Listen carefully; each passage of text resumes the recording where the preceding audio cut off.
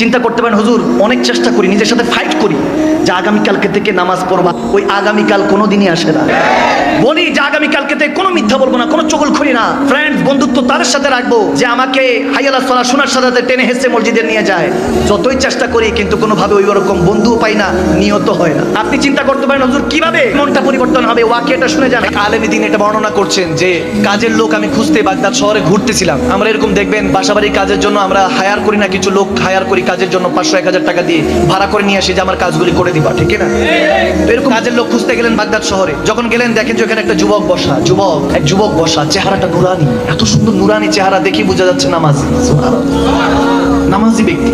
কাছাকাছি গেলেন ওই আলেমী দিন, হুজুর বললেন বাবা তুমি কি আমার সাথে যাবা, তোমাকে আমি টাকা পয়সা দিব, সমস্যা নেই, কাজে যাবা? বলে হুজুর যাবো, কিন্তু আমার 3টা শর্ত আছে। কয়টা? 3টা শর্ত। বলেন সবাই কাজের জন্য 4 দিরহাম নেয়, আমি 3 দিরহাম নিব। সুবহানাল্লাহ। বলে 3 দিরহাম নিব। বলে এটা তো ভালো অপরচুনিটি, খুব ভালো, সবাই 4 দিরহাম নেয়, এখন তুমি 3 দিরহাম দিবা, খুব ভালো, চলো। বলে আরেকটা দ্বিতীয় শর্ত শুনেন। দ্বিতীয় শর্ত হলো যখন হাইয়ালাস সালাহ বলে মসজিদে মুয়াজ্জিন আযান দিবে তখন আর আমি আপনার কর্মচারী না, তখন আমি কর্মচারী কার? আওয়াজ দেন কার? Third one. বলে 3য় নাম্বার শর্ত হলো আমাকে কোনো প্রশ্ন করা যাবে না, আমি আপনার কোনো প্রশ্নের উত্তর দিব না। বলে ঠিক আছে, মালিক দেয় শর্ত, তুমি দিছো শর্ত, কর্মচারী হই, সমস্যা নাই। ইন্টারেস্টিং ক্যারেক্টার নিয়ে গেল, কাজ করতেছে, সারাদিন কাজ করতেছে, দেখে অন্যান্য কাজওয়ালারা যখন কাজ করে দেখবেন যে মাঝে মাঝে সিপাহীকে একটু সুখ টান দিতে থাকে, চা খেতে থাকে, অথচ সে কিন্তু মুহায়দা করেছে, চুক্তিবদ্ধ হয়েছে যে 1000 টাকার বিনিময়ে তিনি তেনার কাজটা 6-7 ঘন্টা করবে, কিন্তু এই 6-7 ঘন্টার মধ্যে দেখা যায় 1 ঘন্টা ফাঁকি দেয়, বাকি 5 ঘন্টা করে। তো ওই যুবক এরকম ছিল না, পরেজগার। ওই যুবক কাজ করতে করতে জোহরের আজান পড়লো, চলে যাচ্ছে। ওই হুজুরের সাহেবজাদা ছিল, ছেলে ছিল, তিনি বলতে এই ভাই আপনি কোথায় যান, কাজ শেষ করেন। বলে কাজ তো করে দিয়েছি। যখন বলে যে করে দিয়েছি, আমার এখন আর আপনার কর্মচারী না, আপনার বাপের কর্মচারী না, আমি আপনার বাবাকে বলে দিয়েছি যখন হাইয়ালাস সালাহ বলে মুয়াজ্জিন আযান দিবে আমি কর্মচারী কার? আওয়াজ দেন কার? চলে গেল, নামাজ পড়ে আবার আসলো, কাজটা শেষ। এখন যখন বেতন নিতে আসছে বলে হুজুর 3 দিরহাম দেন। এখন হুজুর 3 দিরহাম দিচ্ছে। যখন 3 দিরহাম দিল বলে বাবা একটা প্রশ্ন, তোমার নাম কি? তখন বলতেছে হুজুর 3য় নাম্বার শর্তের কথা মনে আছে। বলছি নো কোশ্চেন্স, কোনো প্রশ্ন করা যাবে না। চলে গেল যুবক। হুজুরের পরের দিন আবার কাজ পড়লো, কাজের জন্য লোক লাগবে। বাগদাদের ওই বাজারে গেল, দেখে ওই যুবককে পাওয়া যাচ্ছে না। সবাইকে বলতেছে ওই যুবকটা কই? নুরানি চেহারা, নামাজি ব্যক্তি। সুবহানাল্লাহ। ওই যুবকটা কোথায়? বলে হুজুর উনি সপ্তাহে একবার আসে। বলে ঘটনা কি? একবার কেন? বলে একবারই আসে, তার নাকি 1 সপ্তাহে 3 দিরহামের খরচ লাগে, 3 দিরহাম কামাইলে এটা দিয়ে 1 সপ্তাহের খাবার দাবার ব্যবস্থা হয়ে যায়। বলে তারপর কি করে? বলে তারপর নাকি আল্লাহ বিল্লাহ করে, জিকির আজকার করে, মদিনাওয়ালার প্রেমে নাকি ডুবে থাকে। বলে এরকম যুবকই তো দরকার। বলে আগামী সপ্তাহে আসলে পাবো। বলে পাবেন হুজুর। আগামী সপ্তাহে আসলো, এসে দেখে যুবক দাঁড়িয়ে আছে। ওই হুজুর গিয়ে সালাম দিল, ওয়ালাইকুম সালাম। যুবক উত্তর নিল। পরে বলছে বাবা আমার একটা কাজ আছে, যাবা? হুজুর যাবো, কিন্তু শর্ত তো 3টা মনে আছে। বলে হ্যাঁ মনে আছে। তো শর্ত মনে আছে, চল বাবা। নিয়ে গেল, কাজ শেষ হলো। এরকম 1-2 সপ্তাহ চলে গেল, হুজুরের প্রয়োজন পড়লো, দেখতেছে ওই যুবককে খুঁজতেছে, পায় না। বলে হুজুর গত সপ্তাহ থেকে আসে না। বলে কি হয়েছে? বলে নিশ্চয়ই কোনো সমস্যা হয়েছে। বলে ছেলেটা থাকে কোথায়? বলে হুজুর থাকে হলো বাগদাদের শেষ কবরস্থানের পিছনে একটা কুটুরি, একটা ছোট্ট ঘরের মধ্যে থাকে। হুজুর গেলেন, গিয়ে দরজার মধ্যে যখন এভাবে নক নক টোকা দিলেন, টোকা যখন দিলেন, ভিতর থেকে যুবক আওয়াজ করলো হুজুর আপনি এসেছেন, আপনি এসেছেন। তখন বলে হুজুর দরজা খোলা আছে, আসেন। হুজুর যখন ভিতরে গেল, গিয়ে দেখে ছেলেটা কাতরাচ্ছে, অসুস্থ, অনেক অসুস্থ, দুর্বল হয়ে পড়েছে। তখন হুজুর বললেন যে ব্যাপার কি, তুমি কিভাবে বুঝলা যে আমি আসছি? বলে হুজুর গরিবকে দেখতে ধনী তো আসবে না, কোনো আল্লাহ ওয়ালাই তো আসবে, কোনো আল্লাহ ওয়ালাই তো আসবে, কোনো ধনী তো আর আসবে না। বলে বুঝতে পেরেছি হুজুর আপনি এসেছেন, আপনার অপেক্ষা ছিলাম। হুজুর সময় শেষ, বড় তাড়াহুড়ে আছি, আজকে হয়তোবা রুটা পারওয়াজ করে যাবে, আজকে হয়তোবা ইন্তেকাল হয়ে যাবে, আজকে রাতেই আমার ডাক চলে আসবে, আমাকে চলে যেতে হবে আল্লাহর কাছে। সে বলতে হুজুর 3টা দিরহাম বের করে, যে 3টা দিরহাম নেন, এটা দিয়ে আমার জানাজা পড়াবেন আগামীকালকে ফজরের পরে এসে, দাফন কাফনের ব্যবস্থা করবেন। তারপর একটা রিং ছিল, আংটি অনেক দামি, খুলে দিল। বলে এটা ওই জামানার বাদশাহ হারুনের রশিদের জামানা ছিল। বলে বাদশাহ হারুন রশিদকে যাই দিয়ে আসবেন, আংটিটা দিয়ে আসবেন। আপনার সাথে দেখা করতে চাইবে না, দেখা বাদশাহ হয়তো বা দেখা করতে চাইবে না, বলবেন যে তেনার একটা আমানত আপনার কাছে আছে, বললে দেখা করবে। বাদে আসর গিয়ে তেনাকে আংটিটা দিয়ে আসবেন। যুবকের এই কথা শোনার পরে হুজুর বলতেছেন যে আমি তো তোমার জন্য কিছু করতে পারি। ওই বুজুর্গ আল্লাহ ওয়ালা বলছেন তোমার জন্য কিছু করতে পারি। বলে হুজুর হ্যাঁ করতে পারেন, আমাকে একটু নিরিবিলি সময় দেন, তওবা করে আল্লাহর কাছে যেতে চাই। তাওবাতুন নাসুহা ওয়া তাওবাতুন ক্বাবলাল মাউত। যুবক এখনো তওবার রাস্তাটা খোলা আছে।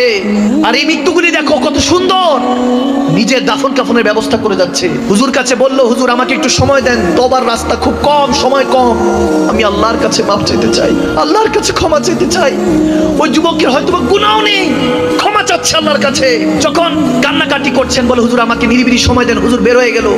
বের হয়ে রাতের বেলা উনি কাতরাচ্ছেন, বিছানা এই প্রান্ত থেকে ওই প্রান্ত, চোখে দিয়ে পানি পড়ছে। ওই যুবকের কথাগুলি মনে পড়ছে যে এত ইমানদার যুবক, আমলদার যুবক চলে যাবে, কষ্টে তেনার বুকটা ভারাক্রান্ত হৃদয় হয়ে আছে। তিনি চিন্তা করতে করতে ফজর আজান পড়লো, নামাজ পড়ে দৌড়ায় গেলেন। দৌড়ায় গিয়ে যখন ওই যুবকের বাসার মধ্যে, ঘরের মধ্যে দরজাটার মধ্যে হাত রাখলেন, দেখে যে দরজাটা খোলা, অটোমেটিক খুলে গেল। একটা সুঘ্রাণ, একটা সুগন্ধি ইস্তেকবাল জানাচ্ছে, ওয়েলকাম জানাচ্ছে হুজুরকে। সুবহানাল্লাহ। एक खुशबू आती थी और मैं भटकता जाता था, रेशमी हवा थी और मैं तकता जाता था, जब तेरी गली आया सच तभी नजर आया, मुझ में ही वो खुशबू थी जो तुमने दिलवाया। सुभान अल्लाह। যখন ওই কাছাকাছি গেল, আল্লাহ ওয়ালা ওই হুজুর কাছাকাছি গিয়ে বলতেছেন, দেখতেছেন ওই খুশবুটা এত নুরানি।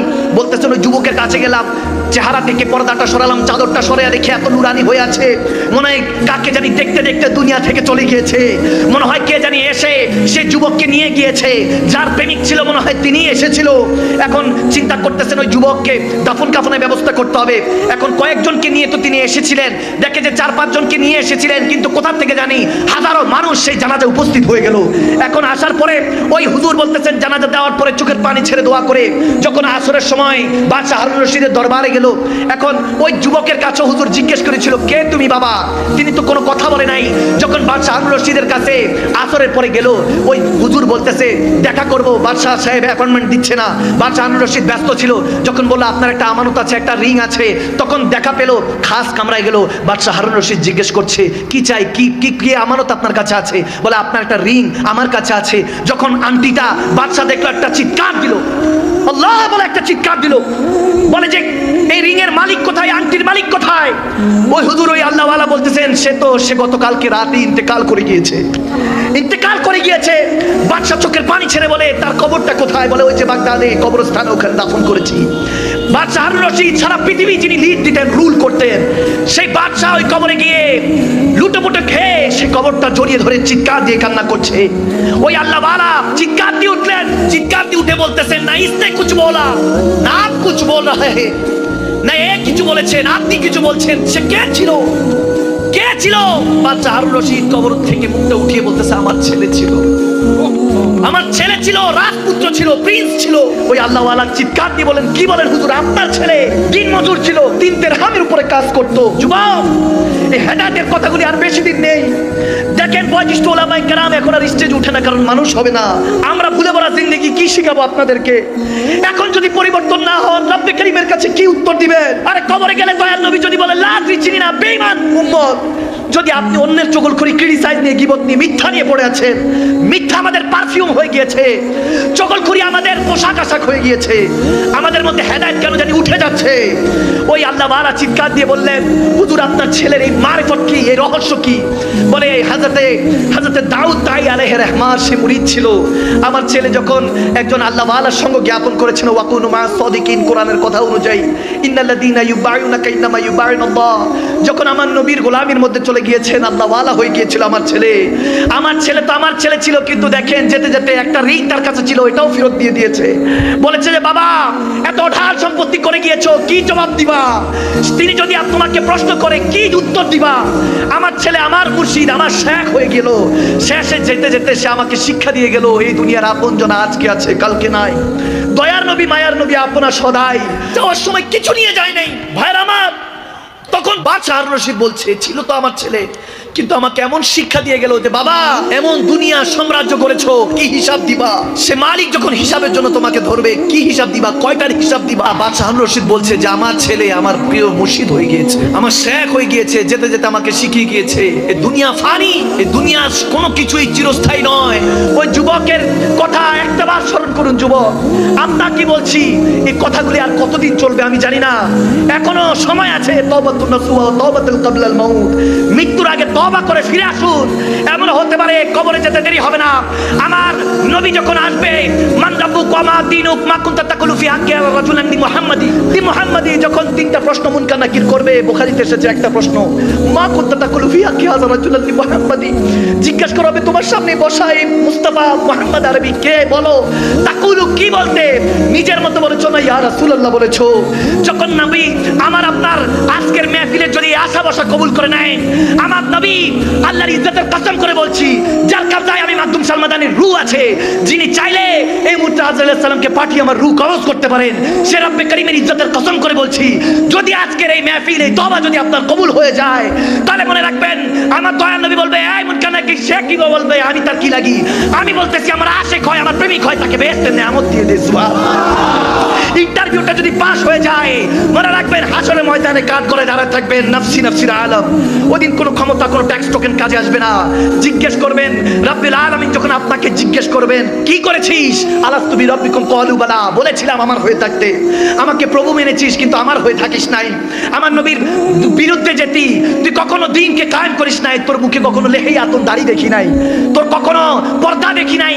যখন এই অবস্থা হবে হাসরের ময়দানে, যখন কাঠ করায় আপনি নাফসি নাফসি করছেন, আদম সাফিউল্লাহ থেকে ঈসা রুহুল্লাহ পর্যন্ত আপনার মা বাবা আত্মীয় স্বজন কেউ যখন কোনো কাজে আসবে না, খোদার কসম করে বলছি, ওই মুহূর্তে আপনি যখন নাফসি নাফসির আলমে ডুবে আছেন, ওই কোটি কোটি নাফসি নাফসির মধ্যে একটা আওয়াজ বের হবে, রব্বি হাবলু উম্মতি, রব্বি হাবলু উম্মতি, রব্বি হাবলু উম্মতি।